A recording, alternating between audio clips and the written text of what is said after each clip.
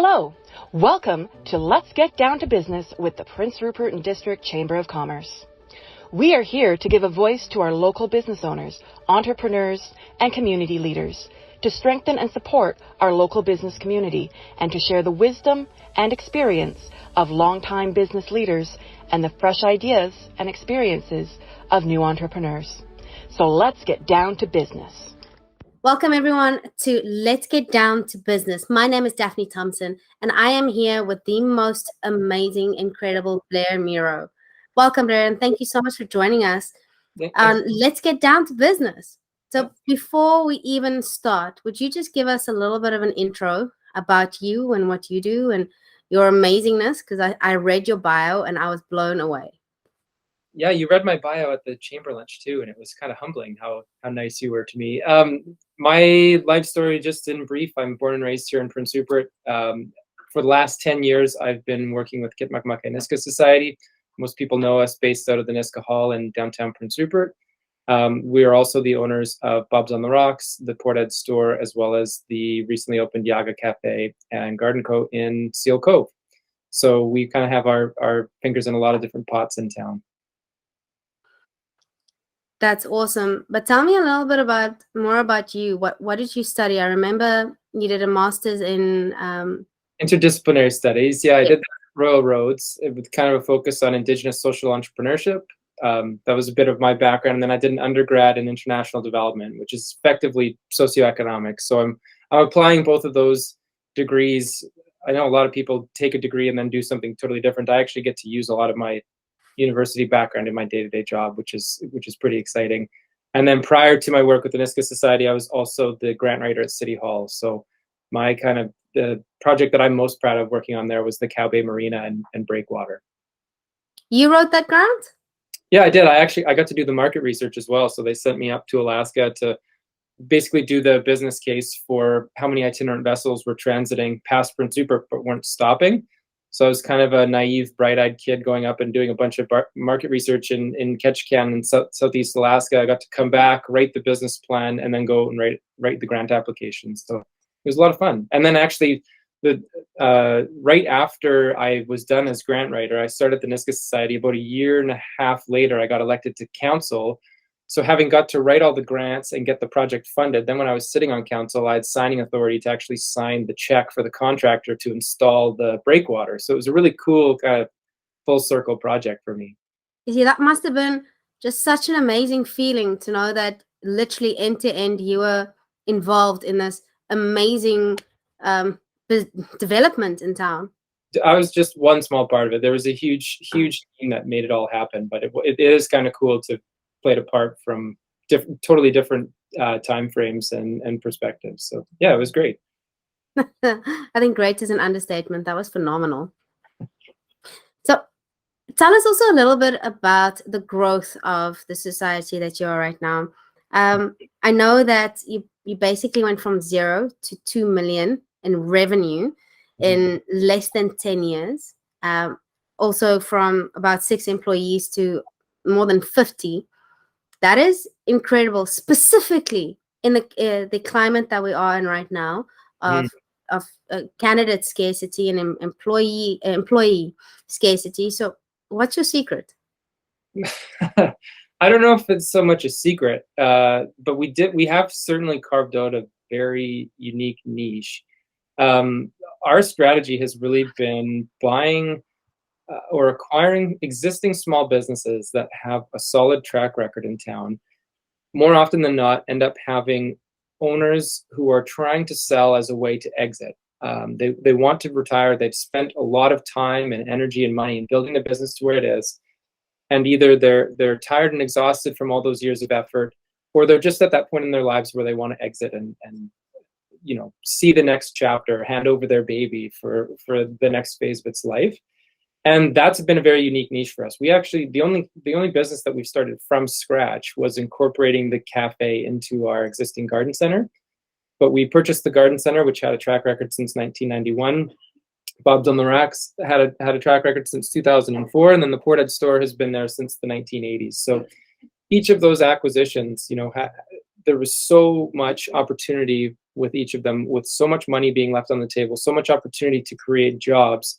And all it really came down to was having some extra time, some extra money, some extra energy, and ultimately a larger team. Is, you know, we have our own finance department. I have help on the economic development side, the finance side, marketing and advertising. It's not just me having to do everything as a standard, you know, traditional small business owner. And that's really helped us kind of scale our impact. And on the labor side, like there's no real secret sauce to how we're being able to grow to 50 employees in a tight labor market. Ultimately, all it comes down to is we say to our entire team is we care just as much about our people, the people that work for us and our customers that we serve, as we do about making a profit. And that's just a totally different philosophy than any of your major corporations that are focused on how do you maximize financial returns for shareholders. For us, the return on investment is how do we actually make the community a better place while we're doing business. So that's been our strategy to try to attract people, is just to become an employer of choice by treating people the way they deserve to be treated. And how did you come about this niche? I'm sure with your degree and your research, you must have had some rabbit hole that you followed in order to get there. But what was that? The start of it was my former boss just laid down a challenge and said, go make $1 million. And for me, I had to go out there, and in a town in Prince Rupert, you know, 13,000 odd people, you know, very reliant on port-related economy. When you look at the opportunities that are out there, it became very clear to me quickly that there's a lot of small businesses that are doing, you know, surprising, understated amount of business in town. Like they're generating pretty good cash flow. But it's people a lot of the times that are starting a side hustle and it's growing beyond their capacity to manage, or they've done it for 20, 30 years. They've seen the best and the worst of Prince Rupert, and now they're just wanting to get out. So once I saw just how many businesses had people who had a succession plan and didn't have anyone willing to step up and do it, I realized we had a really unique opportunity. So it was just trying to leverage the fact that we're a community-owned organization, and our mandate is to create jobs first. Profit pays the bills. It keeps the lights on. It makes sure that we can meet payroll. It helps us grow. But ultimately, job creation is the business that we're in. All right, I want to take a step back. When you said that there are some of these entrepreneurs that does it as a side hustle, and that it kind of just becomes so big.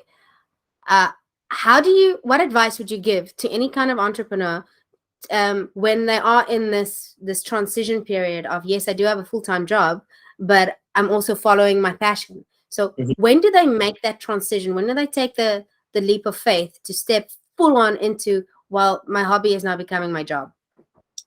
That's a great question. I mean, in our case, the metric was, does this business have enough cash flow that it can pay everyone and you can actually make a meaningful amount of money on the bottom line?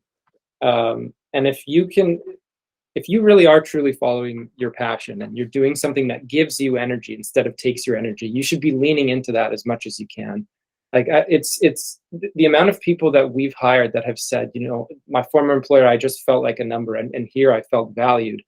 That's the type of thing where we can say we try to put people in positions where their day-to-day life gives them energy instead of takes energy from them. So if that's the situation you find that you're in as someone who started a side hustle and you're really enjoying what you're doing, but you're just not sure you can make a go of it, build out that business plan as much as you can and try to project out, what is it going to cost me on a day-to-day basis? How much money do I need to live and support myself? And then on the flip side, really, if you're enjoying that passion, that side hustle that you're taking on, can you generate the cash flow necessary to cover those living expenses? Because if you can design a business plan that can do that, then that checks all the boxes. That's a win-win-win. Well, you've clearly been able to do that, which is phenomenal. So how do we do that? In our case, building out the business plan, really, it comes down to just kind of the basics. Like the old phrase that my dad always taught me growing up was the 5 Ps, which is prior preparation prevents poor performance.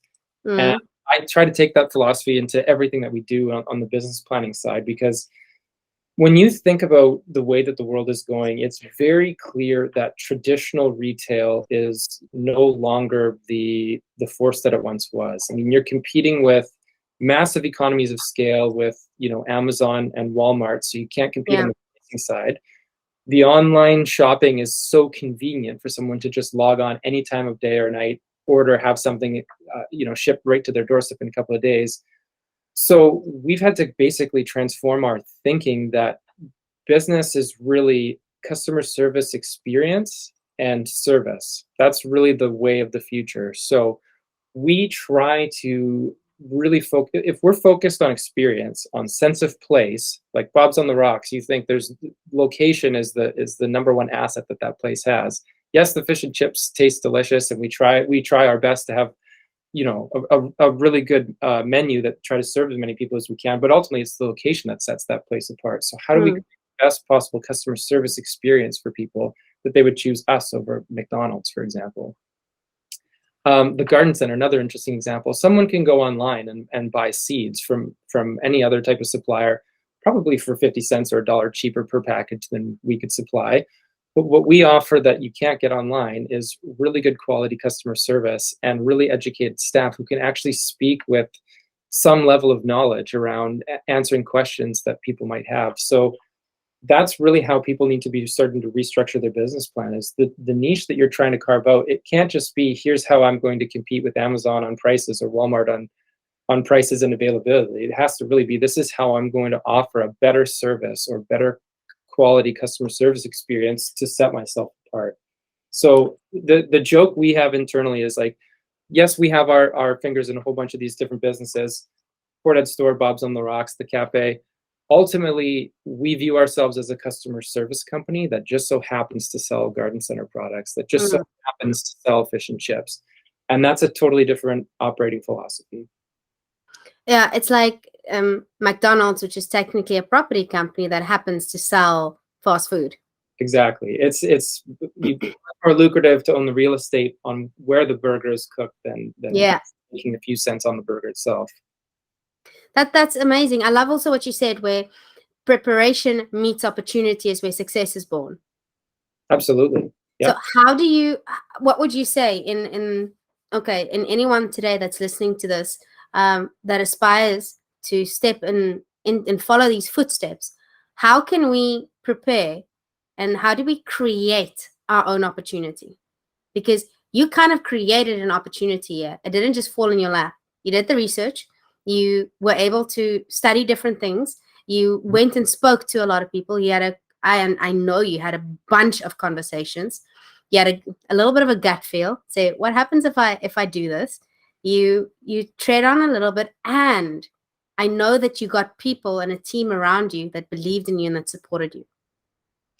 Yeah, there's a lot built into that question. I mean, my first reaction is like the gut feeling is one thing. That's where it starts. Is you see an opportunity, it might align with your passion, or you might see that it's quite lucrative and you want to pursue it. You have to test all the assumptions that your gut is telling you. Like, I mean, you think something's a good business. Why do you think that? Go out and talk to the people who actually have some experience in a related industry or a related business, and try to ground truth those assumptions that are built into that gut feeling. Why are you feeling so passionately about something? Is there really something there? That's the first step. I mean, people honestly thought that, like, when I first presented the garden center to our board, there was a few of them that actually thought that I was crazy, because they looked at this falling apart. The concrete foundation was cracked. There was no insulation in the walls. There was duct tape holding up certain parts of it. You know, the place needed some significant love. What I saw was an incredible amount of potential, because there's certain businesses that you can offer very unique products, like the garden center. I mean, we didn't experience much competition in the local market in that front, but the property itself was so unique in Seal Cove. It was one of the only fee simple properties available in that whole area. And if anyone gets a chance to go down to Seal Cove to see what we've done down there, I mean, that really all comes down to a gut feeling, ground truth against the what was happening in the garden center industry, which was this big pivot from retail to service. So building up from there, really, it's what we had to see was what was working as a best practice in other locations, because Prince Rupert is unique in a lot of ways, but there's always lessons that you can glean from people who have done things well. And so for us, it was really simple things. Like a lot of garden centers were doing really well expanding the service subscription side of their business, which is either lawn mowing or, weeding garden beds and that type of revenue.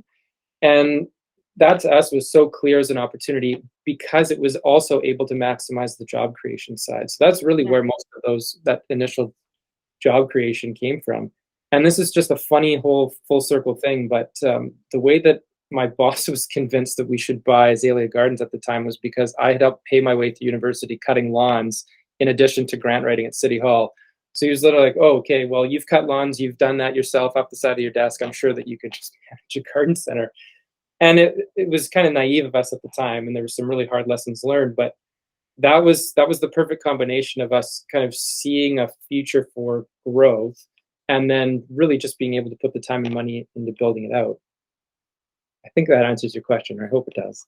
No, it does. What I really love, as you said, is kind of you put your own sweat, blood, and energy into something. You went to cut lawns first. That's where you kind of got the first idea and the feel to it. You did the work yourself first. And then you were able to really express that emotion and that passion to someone that has got influence in order to set you up for success. Definitely. Yeah. So how would you say, how do you seek out that type of relationships? Because I'm sure this wasn't a relationship that just popped in your lap. It was something that had to be worked on. It was a relationship that was built over time. There was deliberate decisions that you made in order to get the relationship to where you were. Yes. So how do you seek out those opportunities and those relationships in any business owner to help them set up for success? In our case, there was a couple of different relationships that had to be built. So on the first and most obvious is probably our internal team here. We all had to be on board with something. We all had to be excited about it. I wasn't ever going to push us into something that a lot of us had hesitations about. We all had to build that consensus internally. That was the first thing. So applying that to a small business owner, if your partner or your friends and your family don't see the opportunity that you see, your job is to convince them and have them share in that passion and excitement. Because if you can't build them to that, you're gonna have a much harder time building strangers up to seeing that same opportunity. I'm not saying don't go into business if your parents don't support you or your partner doesn't support you, but really you need to spend some deliberate time on trying to get people to share in that excitement. So that was the first piece. For us also, we have an elected board of directors who are making these major financial decisions. It's not just me waving a magic wand. I'm really just the guy that writes reports and recommendations. They're the ones that have to actually put pen to paper and sign the checks and make these major decisions. So building that relationship of trust was really important, especially on the first one, which was to say, we have a very solid business plan. Here are all of the assumptions built into our business plan. Now you grill me on every single assumption, and I need to be able to defend why I think this percentage growth in this month or this percentage growth in this particular profit center, and ask all of these very specific questions. And if I can't defend an assumption that's based into our business plan, I have to go right back and keep working on it. So that's how I built a relationship of trust with our board, is so that they knew that I was prepared and that I had thought these things through, so that if there was inevitably in any business, there's things that are uncertain that you have to pivot against or towards, at least they knew that we were going to be prepared. And then the third relationship that's really important to build for us in acquiring small businesses from people who are retiring, they've built something that they've put so much of their own personality into, and it's literally like selling off a baby to a certain extent. How can you let go of something that has been a part of your primary identity for a long time?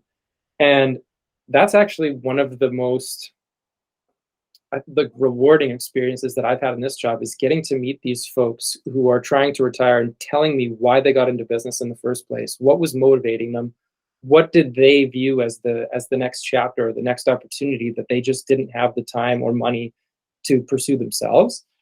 And so I'm kind of feeling like I'm getting to live a little bit vicariously through them and building that relationship where I can just say, hey, here's kind of my vision for why I think, like Bob's on the Rocks, perfect example.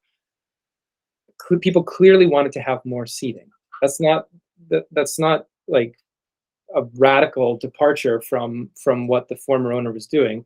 And that was clearly what she said to me is, if I had the time and money, I would love to build more seating. That would be great. But she also had a full-time job outside of what she was doing on top of owning Bob's. So for us, that was a clear thing where we could say, okay, well, we're just going to build on the success of Bob's. We're not going to change the recipe. We're not going to change the staffing. We're not going to change the menu. We're just going to build more seating out front on the waterfront. And that's paid massive dividends. And I hope that the seller can look on her business now and say, I'm proud of where it is a couple of years on.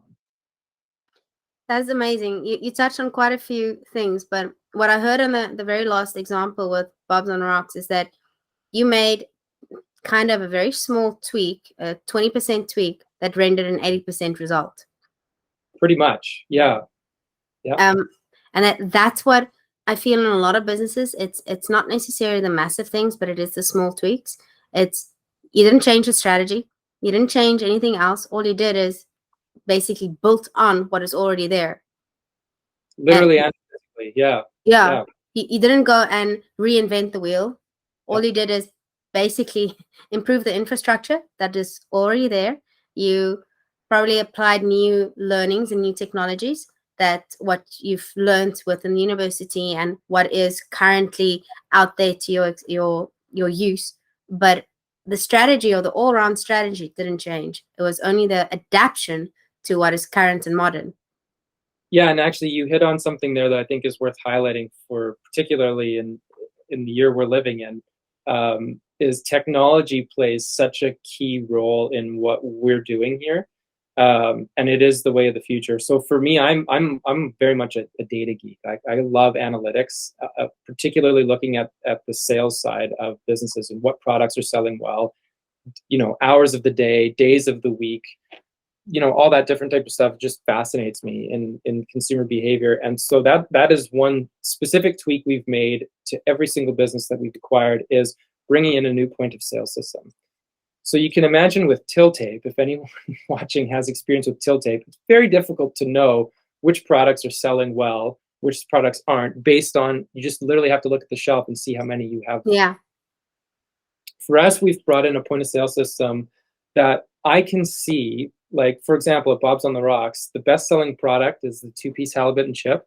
I can see how many of those are being sold every day. I can see the times of day. I can see the days of the week. So then I can actually forecast what are the busiest days and the busiest times of day, so we can staff ourselves appropriately. And that, I hope, has done something in reducing wait times there, because Bob's was so popular at one point last summer that we were having 40-minute wait times at the dinner rush. So we've kind of changed our schedules around that data. We've done the same thing at the garden center. We've done the same thing at the cafe. We've done the same thing at the Port Ed store, because that's really helping us. It's informing better decision-making just based purely on the data. So I would really encourage anyone who's thinking of going into business, find a way to actually be able to keep really good data of your sales, and that's going to help you make better decisions on how to grow. I love what you said, because what we are able to do with, based on the data and based on all this research that have been done and people that are actually working in there to also see what the feedback is, you have been able to create a system that is now repeatable and sustainable, so that you are technically decreasing the cost of what you have in order to increase profits by just making better, buying but selling decisions. And more than profit for us, it all comes right back to, how do we create the best possible customer service experience? Because like, money talks and BS walks, right? Like, yeah, people can tell you anything that you want to hear, but really, what are they buying? When are they buying it? How much are they paying for it? That's really telling me the experience that people want to have. So if the shelves are empty of a particular product that's been quite popular, that doesn't reflect well on us. So that technology piece, that point of sale system, it's crucially important for what we do. I agree. It can be a complete game changer within any business. But you also mentioned previously about how you had to communicate with the board and how you had to build trust there. Is there also a responsibility on the board to ask the right questions in these things in order to build trust? Oh, definitely. I mean, and trust always goes both ways. I trust our board implicitly. I'm actually really quite lucky. So we have 5 elders on our board. And their cultural wisdom, their historical knowledge, their just the reason that they're all there is not for political self-interest. It's purely for how do they do right by their own community. There's 1,400 Nisga'a citizens living in Prince Rupert and Port Edward. A lot of people don't realize just how big the Nisga'a community is here on Kane Island. I trust their judgment, and I trust my own ability to give them as much information as they need to make a decision. So that trust really does go both ways, and I hope I can't claim to speak on their behalf, but I'd like to think that, you know, that it was harder to convince everyone in 2013 when we were trying to start, like we had no track record. Even the credit union who helped get us into business, we have no track record when we're going into them saying we want to buy a business. That was the hardest barrier, was really how do we start this whole thing. That took the most amount of convincing, the most amount of paperwork, the most amount of building consensus, compared to Bob's on the Rocks was like as close to a slam dunk as you could get, which was everyone recognized the value of the name, the brand, the location. They saw a future for the business. We all had, like, you know, a shared buy-in to what we thought was priority. That really didn't take any convincing. All it really took was, here's my proposed business plan, which is essentially, let's not change the things that are working well, and let's do slight improvements on the things that we think need improving, whether that's outdoor seating or the physical design of the menu. The trust had been built over, you know, 8 years of successfully growing these businesses, to the point that the questions that they were asking me on the business plan was really, you know, when are you going to get sweet potato fries on the menu, because we need some options for folks, stuff like that. So they're really truly invested in the outcomes of all of these businesses. And when you start talking about different businesses, all of the businesses that you guys are taking over is currently very much in a similar field. Like it's Yaga, and it's Bob on the Rocks, and it's a convenience store. They're all very similar. Would you advise any business owner to rather keep to one specific product or one specific lane, or would you encourage diversity? That's a very good question. It's a bit of a paradox for us. I mean, having a diverse revenue stream obviously protects you in the event of downturn, and that's why we've been able to get through the pandemic relatively unscathed. We didn't have to lay off a single person as a result of the pandemic, but we certainly didn't make any money. We essentially became a break-even enterprise across all of our profit centers. That was fine by me. We didn't have to lay a person off. That was what we did, but that was only because we had a pretty diverse revenue stream. But by the same token, I mean, where we are today is really not by design. We didn't really plan on buying each of these individual businesses when we set out to do this back in 2013, 2014. But by the same token, where we are today is also not an accident, because we have some pretty clear frames of reference for the types of businesses that we wanted to acquire. And food security has been top of mind for our board for a long time.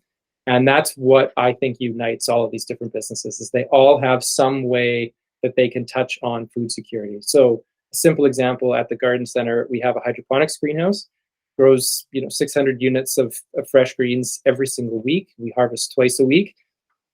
Over the course of the pandemic, when people when we were so uncertain and trying to stay at home as much as possible, we ended up delivering over $30,000 worth of fresh greens to elders and families, Nisga'a families in Prince Rupert.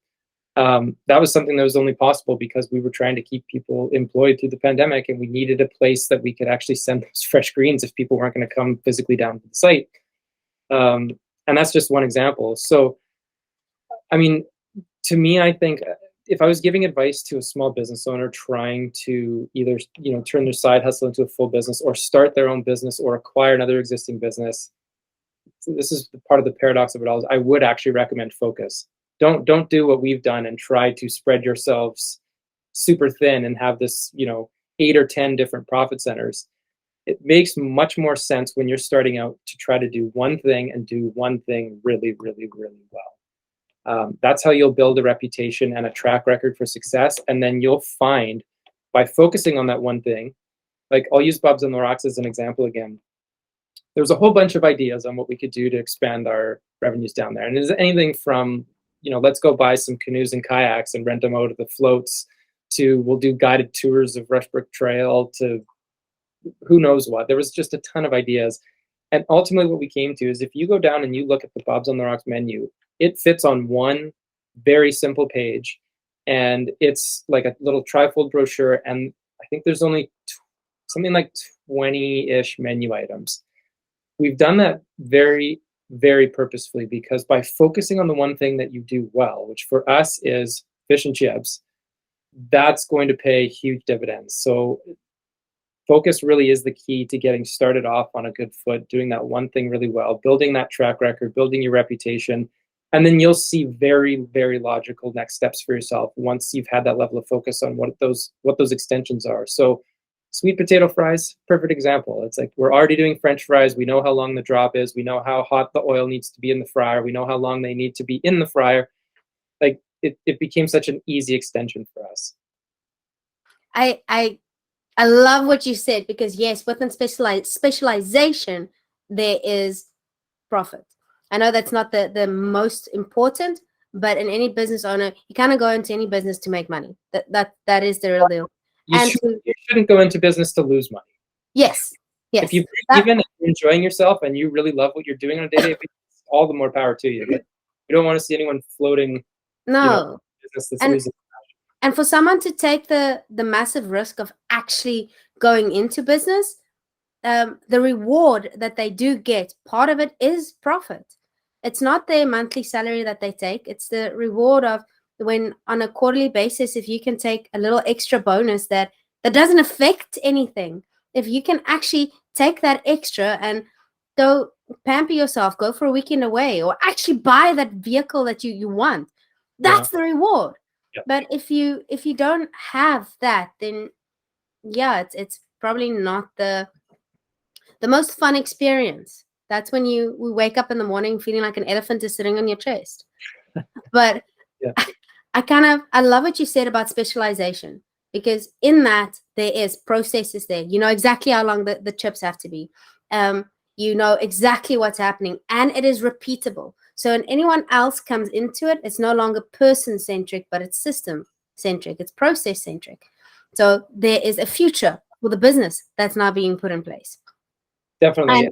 And by doing that, you're able to reduce the cost, which increase profits. And when you are able to do that, you have leeway to give experience.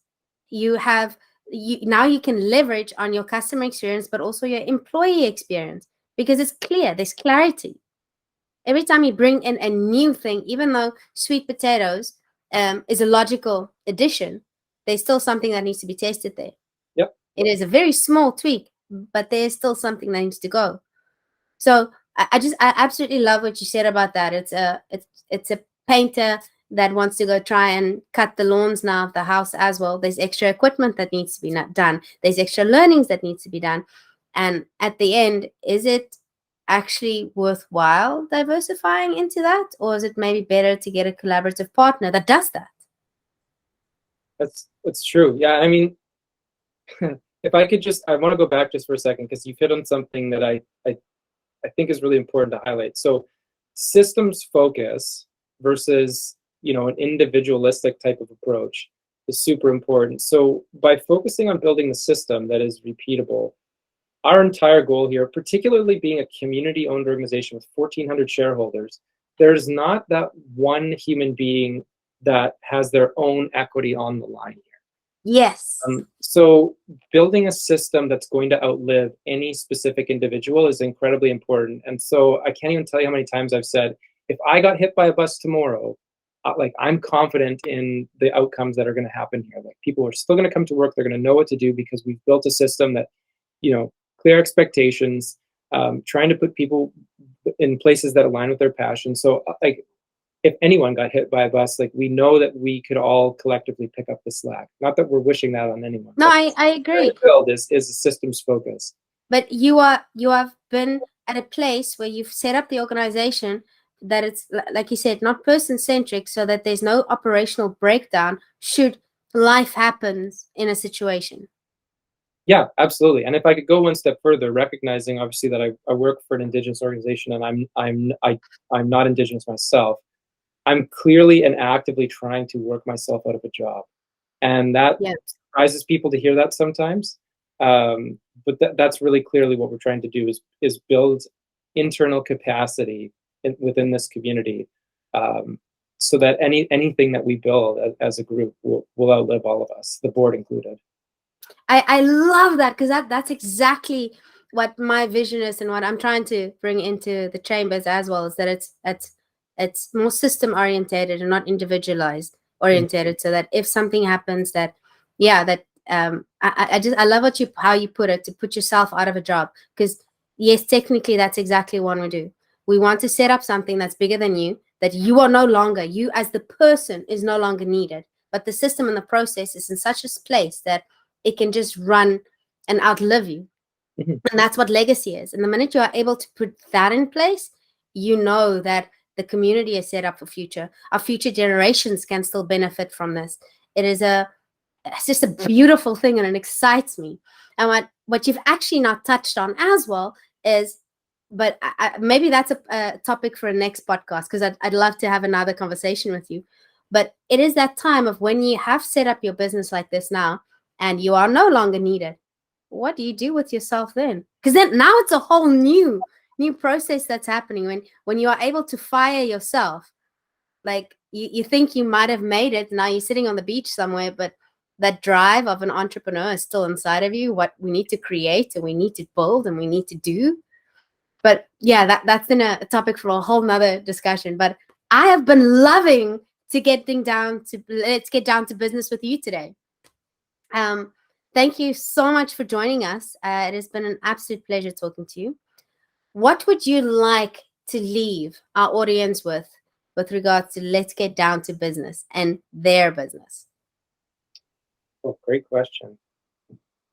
What would I like to leave people with?